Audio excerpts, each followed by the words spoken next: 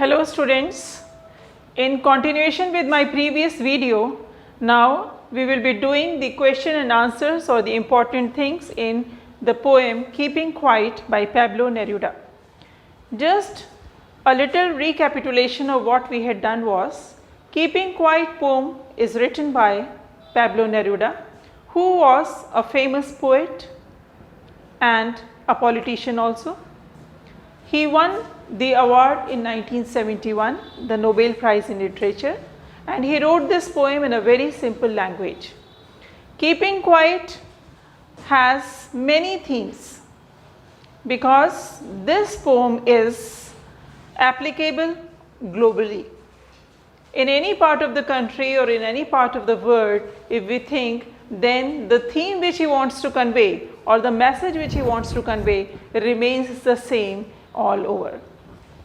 So, first of all, if we do the central idea of the poem, the central idea of the poem Keeping Quiet is, we must keep quiet for a moment. That is, we should maintain silence. हमें silent रहना है moment के लिए, एक क्षण के लिए.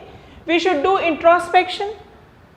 Self introspection जो मैंने कहा था, बेटा in your exams if any question on keeping quiet comes, these are some of the words which you should write in every question, and they are self introspection, mutual understanding, a feeling of brotherhood, love, respect, peace and harmony. These are the adjectives or these are the words which we are going to use in answering the questions on keeping quiet. So, the second point is do introspection, do analysis, that whatever we are doing, हम किस चीज़ के लिए कर रहे हैं ये. We should understand ourselves, अपने आप को हमें समझना बहुत ज़रूरी है, जो मैं आपको पहले वीडियो में भी मैंने समझाया कि हम क्या कर रहे हैं, what we are, हमें अपने समझाना बहुत ज़रूरी है और समझना भी अपने आप को उतना ही ज़रूरी है. We should realize the value of brotherhood, भाईचारा होना चाहिए. हर जगह हमें फ्रेंडली रिलेशंस रखने चाहिए, because if there is a spirit of brotherhood then only we can enjoy our lifes. अगर हर समय हमारे दिमाग में किसी के लिए हेट्रेड होगी, किसी के लिए जेलसी होगी, नफरत होगा, ईर्ष्या द्वेष होगी, तो हम कभी भी लाइफ को एन्जॉय नहीं कर सकते, because our mind will continuously work towards that direction. Hatred में भी अब हमें कैसे बदलाव लेना है, what is the strategy that we are going to plan next, हमें क्या कॉन्स्पिरेसी करनी है, हमें क्या षड्यंत्र रचना है, हर समय दिमाग इसमें रहेगा और हम अपनी लाइफ को एंजॉय नहीं कर पाएंगे. We will make our life a hell and a disaster. Fourth is message of universal brotherhood and peace. Universal मतलब इन द एंटायर यूनिवर्स, पूरे सृष्टि में, पूरे संसार में ब्रदरहुड, भाईचारा हमें मेंटेन करना चाहिए, एंड पीस. और अगर भाईचारा होगा तो अपने आप शांति होगी, एंड पीस इज़ एसेंशियल. आप देखेंगे कि कितने ज़्यादा, जैसे यूएनओ है, United Nations Organization, they work towards peace. वो देखते हैं कि सब पीस मेंटेन हो, किसी भी तरह की कोई प्रॉब्लम लोगों में ना हो. तो इसलिए हमें मैसेज ऑफ ब्रदरहुड और पीस को भी हमें लोगों में स्प्रेड करना है. We should not harm humans, animals and environment. All these things are very essential. हमें इनको हार्म नहीं करना है, हमें किसी भी तरह से इन चीज़ों पे नुकसान नहीं पहुंचाना है. ह्यूमंस को, इंसानों को, एनिमल्स को मतलब जानवरों को. जैसे इस पोम में आपने देखा कि वेल्स के लिए fisherman should not harm the Wales.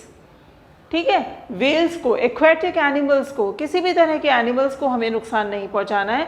अपने वेस्टेड इंटरेस्ट के लिए, अपने स्वार्थ के लिए हमें किसी को भी तंग नहीं करना है. And similarly the environment also. हम क्या करते हैं, अपनी एक्टिविटीज़ से एनवायरनमेंट को डिग्रेड करते हैं, पर्यावरण को ख़राब करते हैं.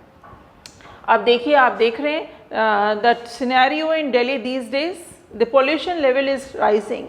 We can not breathe properly. ऐसा लगता है smog, this is a new word.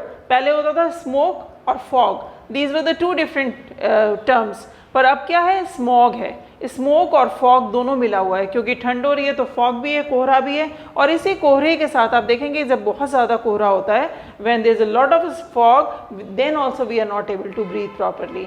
But वो नेचुरल होता है। पर स्मोक क्या है?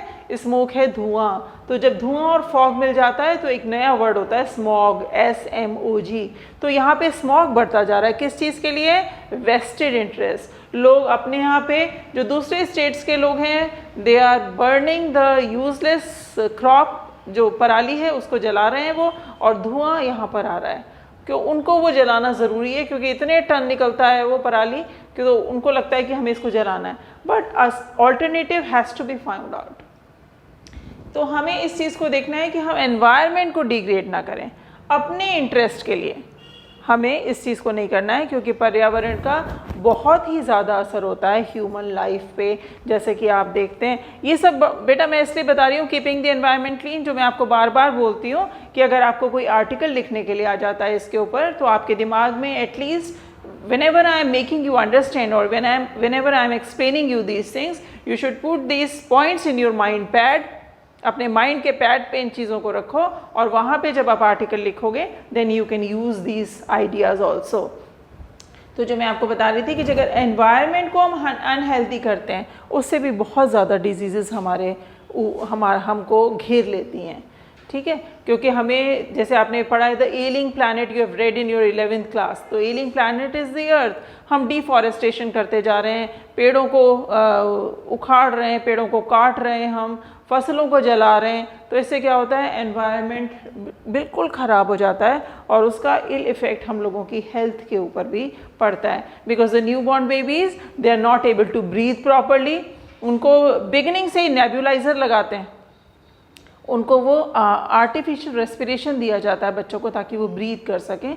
उनको जिनके लंग्स बहुत ज़्यादा कमज़ोर होते हैं, आप देखेंगे तो जब भी कहीं प्रदूषण होता है, कुछ होता है, जो हार्ट पेशेंट्स होते हैं, जो डायबिटिक्स होते हैं, तो उन लोगों के लिए मना करा जाता है that it is not advisable for them to go out early in the morning और late at night because at that time the pollution is at its high.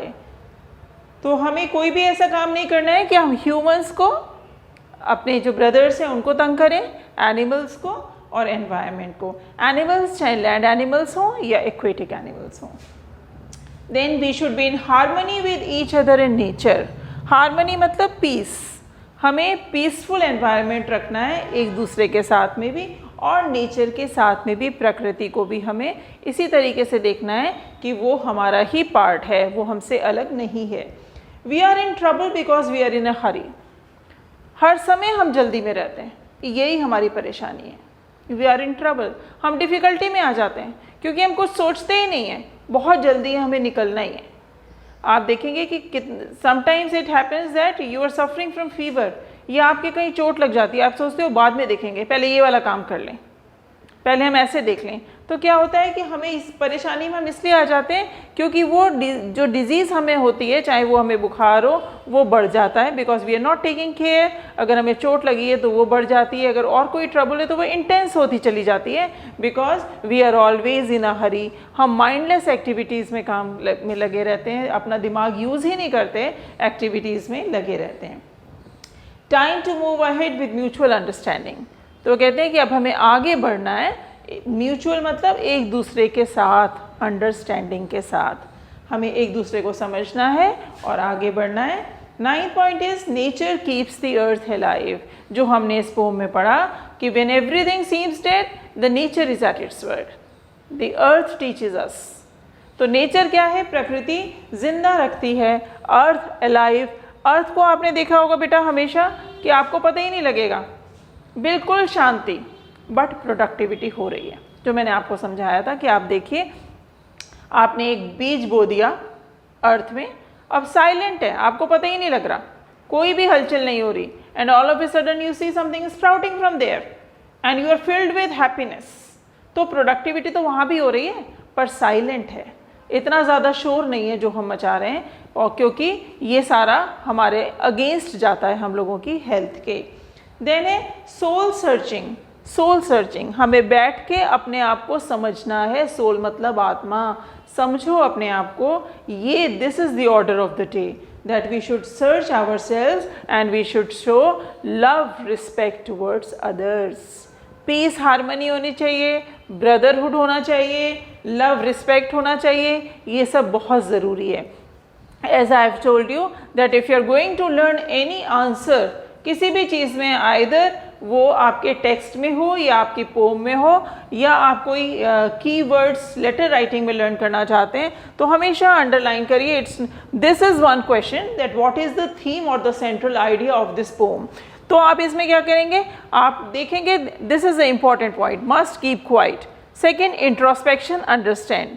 Then third में आप करेंगे realise the value of brotherhood.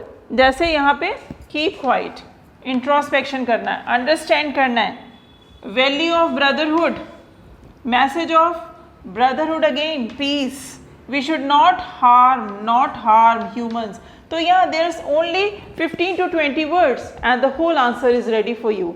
ये keywords हैं बेटा, whenever you are going to learn just underline those keywords and you have to learn those words, and if you are able to understand, there is no need of learning also, because when you in your examination hall, when you are writing the answer, if you just try to memorize that what was done in the class that day, so you will understand कि yes, ma'am was telling these points and I should inculcate these points in the answer। तो आप वो incorporate करेंगे अपने answer में, और तो मैं जो आप ये 12 वर्ड्स हैं ये लर्न कर लीजिए and the whole answer is ready. इसी तरह से हर एक चीज़ में आप कीवर्ड्स को अंडरलाइन कर सकते हैं। Now the first question is why we should count up to 12। मैंने आपको उस समय भी समझाया था, we should count up to 12। These are the 3 things that you should keep in mind to initiate meditation.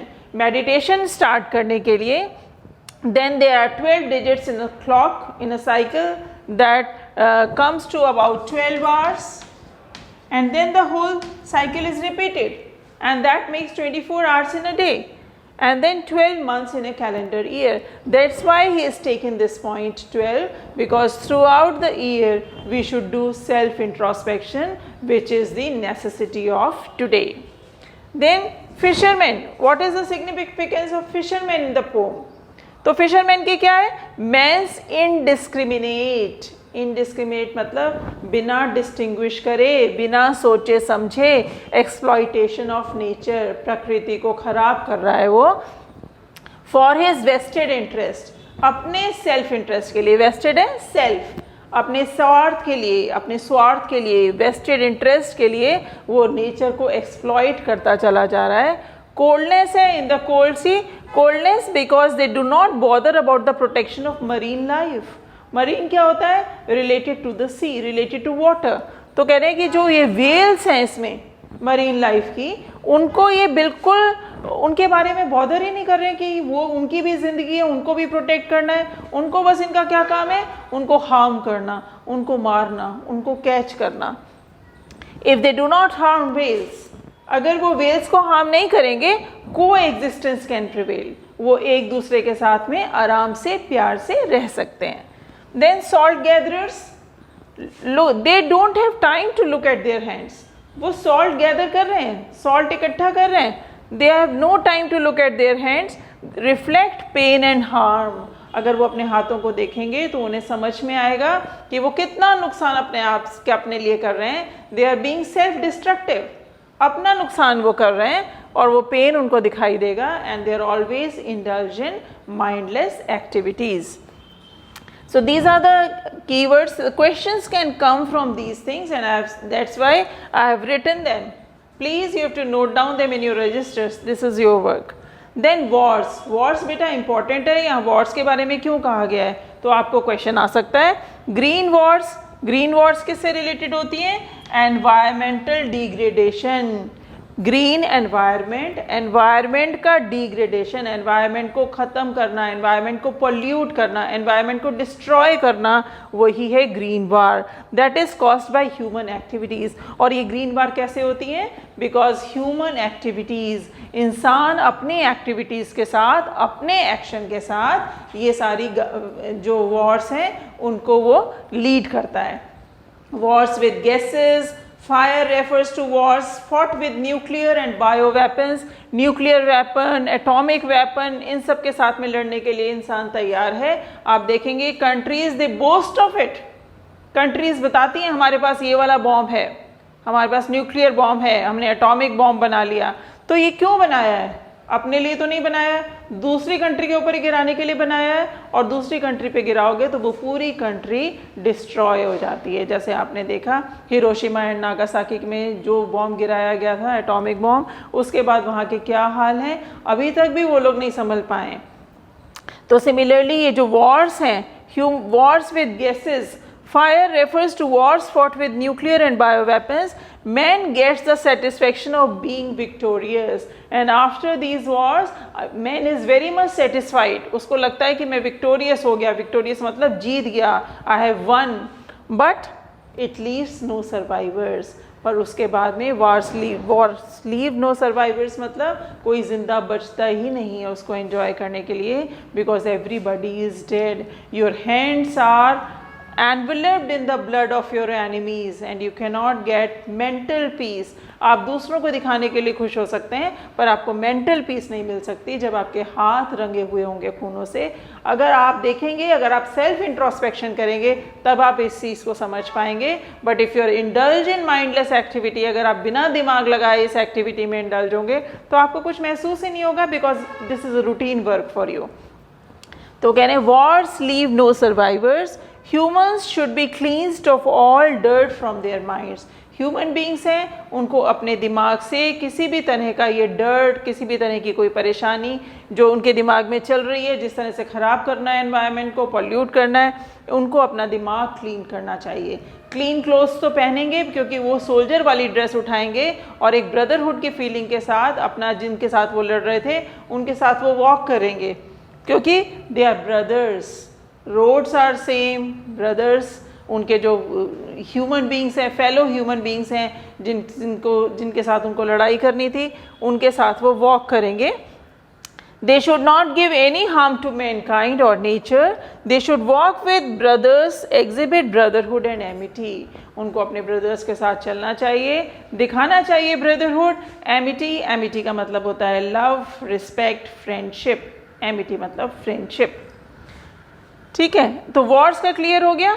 अब यहाँ पे वाई डज द पोएट से don't confuse with total inactivity.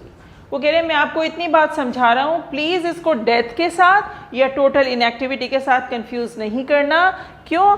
Because life is an on going process, life तो चलती रहेगी। एक minute चुप होने के लिए बोला है, इसका मतलब ये नहीं है कि लाइफ रुक गई, डेथ हो गई, because your mind is continuously working. You should work towards a goal. आपके सामने एक गोल होना चाहिए, आपके सामने एक एम होना चाहिए, उसी के साथ आपको अपना काम परस्यू करना है और किसी भी दूसरी एक्टिविटी में नहीं लगना है। किसी को मारने के लिए, किसी को पोल्यूट करने के लिए, इन सब चीज़ों में नहीं रखना है। You should keep away from jealousy and brotherhood and maintain peace and tranquillity. अब next question in this is the significance of earth. ठीक है, अर्थ टीचेज अस। तो अर्थ का क्या सिग्निफिकेंस है यहाँ पे? Significance means importance. अर्थ की क्या इंपॉर्टेंस है बेटा? अर्थ इज पर्सोनिफाइड। मैंने आपको उस समय भी बताया था, अर्थ को एक ह्यूमन बीइंग की तरह से यूज़ करा हुआ है। अर्थ एक इंसान की तरह से यूज़ करा है कि अर्थ हमें टीच कर रही है, हमें पढ़ा रही है। जैसे मैं आपको पढ़ा रही हूँ, I am a human being, तो उसी तरह से वो अर्थ आपको एक लेसन देना चाहती है, पढ़ाना चाहती है। We can learn from the earth. Silence is productive, which time and again I am telling you that if you are silent, then also you can be productive. If you are silent, then also you can be positive. आप silent रह के भी काम कर सकते हैं। Earth appears calm, but nurtures life. Earth को आप देखते हैं कि बिल्कुल शांत है। आप क्या करते हैं? ज़मीन पर आप चलते हैं, ठीक है, आप शांत रहेगी, ज़मीन बिल्कुल शांत है। ज़मीन में हलचल कब आती है? When there is earthquake. और जब वो अर्थक्वेक आता है तो नेचुरली सब कुछ, everything is toppled down like a pack of cards. तो अर्थ अभी दिखती है काम, काम मतलब शांत, बट नर्चर्स लाइफ, पर उसके अंदर से लाइफ हमेशा ग्रो करती रहती है। Life continues, so earth is a living symbol that nature remains at work always. Nature बिल्कुल शोर नहीं मचा रहा है, पर हर समय नेचर काम में लगा हुआ है। नेचर में आप एक प्लांट ग्रो करते हो ज़मीन में, वो प्लांट बड़ा होता है, the flowers Bloom from it, you can see the birds, या कोई ट्री है तो वो बढ़ता चला जाता है। तो बिल्कुल शांत रह के आप देखेंगे कि नेचर रिमेन्स एट वर्क, हर समय काम पे लगा रहता है। तो हमें हमेशा अर्थ से ये चीज़ सीखनी चाहिए that it is not that every time we have to be vocal. हर समय हमें बोलने की ज़रूरत है, हमें अर्थ से ये चीज़ सीखनी चाहिए कि हमें बोलने की हमेशा ज़रूरत नहीं है, फिर भी हम काम कर सकते हैं। We can stop all the physical activities, कोई नॉइज़ नहीं हो, कोई डिस्टर्बेंस नहीं हो, एक स्ट्रेन सा मोमेंट हो, वाई एग्जॉटिक मोमेंट, इस पर भी एक क्वेश्चन आ सकता है। तो आप इसमें यही लिखेंगे exotic moment because there is a silence everywhere for a minute. बिल्कुल साइलेंट है, nobody is working, nobody is moving the hands, nobody is speaking in any type of language, whether it is verbal or non-verbal or the language of any country. कोई भी किसी में बात नहीं करेगा। There will be no rush, no crowd anywhere. कोई भी engines नहीं चल रहे होंगे, फैक्ट्री में भी कोई काम नहीं कर रहा होगा। फिशरमैन अपना जो व्हेल्स को नहीं पकड़ रहे होंगे, सॉल्ट गैदरर कोई भी सॉल्ट को नहीं गैदर कर रहे होंगे, वहाँ पर बिल्कुल शांति होगी। सोल्जर्स भी नहीं लड़ रहे होंगे। तो वो एक एग्जॉटिक मोमेंट होगा, a moment to enjoy, a moment to celebrate, a moment where everything is silent and there is a atmosphere of peace and tranquillity. तो यहाँ पर ये वाले क्वेश्चंस हैं बेटा जो हमने ये करें, and these questions are the important questions. ये सेंट्रल आइडिया का तो बेटा ये क्वेश्चन है, ये सारे पॉइंट्स आप अच्छी तरीके से कर लीजिए बिकॉज यही पॉइंट्स आप इनकॉर्पोरेट कर सकते हैं अपने किसी भी आंसर्स में। And last of all, what are the poetic devices that are used in the poem. तो पोएटिक डिवाइसेस में बेटा एलिट्रेशन है, sudden strangeness, clean clothes, repetition आप देख रहे हैं ना, repetition of the first letter of the word, बार रिपीट हो रहा है। यहाँ पे सडन स्ट्रेंजनेस, एस रिपीट हुआ है दोनों में, सडन में एस, स्ट्रेंजनेस में एस, क्लीन क्लोथ्स, तो ये इसमें एलिट्रेशन है। देन सेकेंड इज पर्सोनिफिकेशन, जो मैं आपको बता रही हूँ that earth is personified, earth like a human being is giving a lesson, is teaching a lesson to us. Then third is the transferred epithet. Transferred epithet क्या होता है, जैसे कोल्ड सी यहाँ पे बोला है तो वो कोल्डनेस ट्रांसफर हुई है फिशरमैन पर, ठीक है, सी से उसका कोई लेना देना नहीं है, कोल्ड सी यहाँ पे ट्रांसफर हुई है वहाँ पे फिशरमैन की जो मेंटालिटी है उसके ऊपर, because the work of the fisherman is to catch the fishes and sell them, ठीक है, या किल देम। तो यहाँ पे क्योंकि ये ट्रांसफर्ड एपिथेट है कोल्ड, तो मैं आपको बता चुकी हूँ कि फिशरमैन की कोल्डनेस है because they are not bothering about protecting the marine life, the aquatic animals, they are not bothered about that, they are simply catching them. ये उनका रूटीन वर्क है, पकड़ रहे हैं उनको, मार रहे हैं, बेच रहे हैं, तो ये उनका रूटीन वर्क है। इसमें कहीं से भी इंट्रोस्पेक्शन नहीं आया, सेल्फ एनालिसिस नहीं आई इसमें कि हम ये क्यों कर रहे हैं, क्या यही हमारा गोल है कि दूसरे को मारना और बेचना। तो यहाँ पे वो कह रहे हैं कि ये एग्जॉटिक मोमेंट में जब भी हम ये सारी बातें करेंगे तो ये फिशर में जो ये सब एग्जॉटिक मोमेंट में आएगा क्योंकि हम साइलेंट रहेंगे।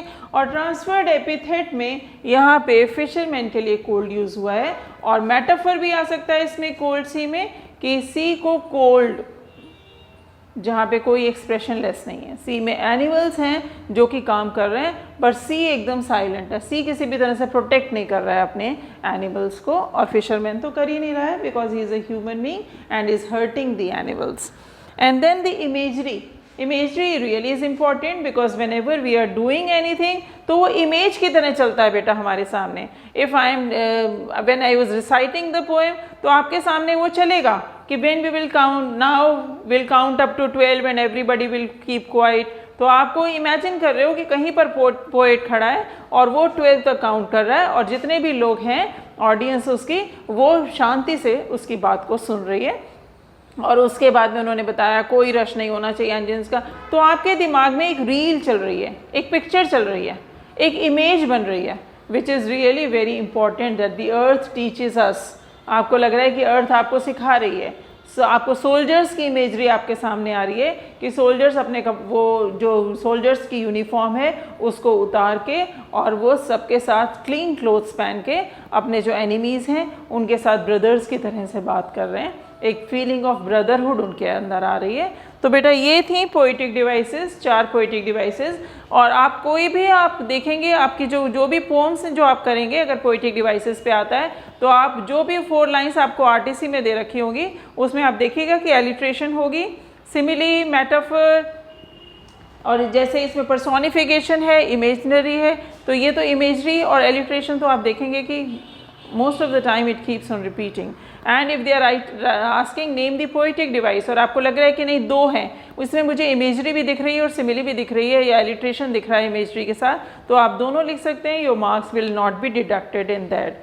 I hope now the pome keeping quiet must be clear to you, because in my previous video I have explained the poem line by line.